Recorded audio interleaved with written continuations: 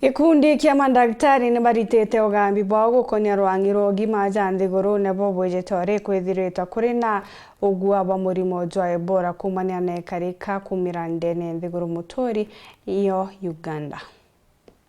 A body runs on something called physiology, and as the reports tell us that number one, the child had already bled too much, and once you bleed in a topical trauma, that is in surgery, I'm a general surgeon by profession, is that your coagulation or blood clotting system becomes compromised, and hence any attempt at cutting you or doing surgery on you will actually, yes, kill you. That is what you call taking the patient away from the disease, not the disease away from the patient.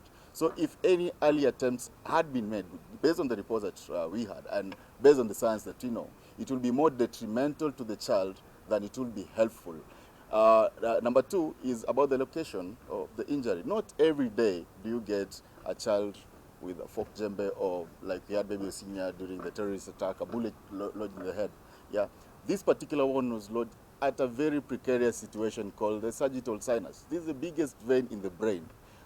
Very few documented cases in the world. I'm sure if you search the internet, you'll find less than 3 or 4. And in those cases, there are small nails. This is a focal jembe, unheard of. I think the first case in the world. Once it's lodged there, and my friend, that sinus can bleed, even in an ordinary, normal operation. It can bleed so much in a patient whose coagulation is okay. Tell me how it will bleed in a patient whose coagulation is already compromised.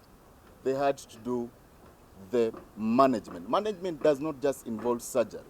It's part of it. It involves checking that the patient's physiology is okay for theater based on a Hippocratic principle. First, do no harm. If yanking out that thing will kill the baby, then that is against the Hippocratic oath. Transfuse the patient, make sure that the coagulation cascade is okay without due pressure from Twitter. And once it's okay, now you're good to go in as you pray to your God that they guide your hands. Because as I said, medicine is an inexact science. Even doctors don't know everything that pertains to the human physiology.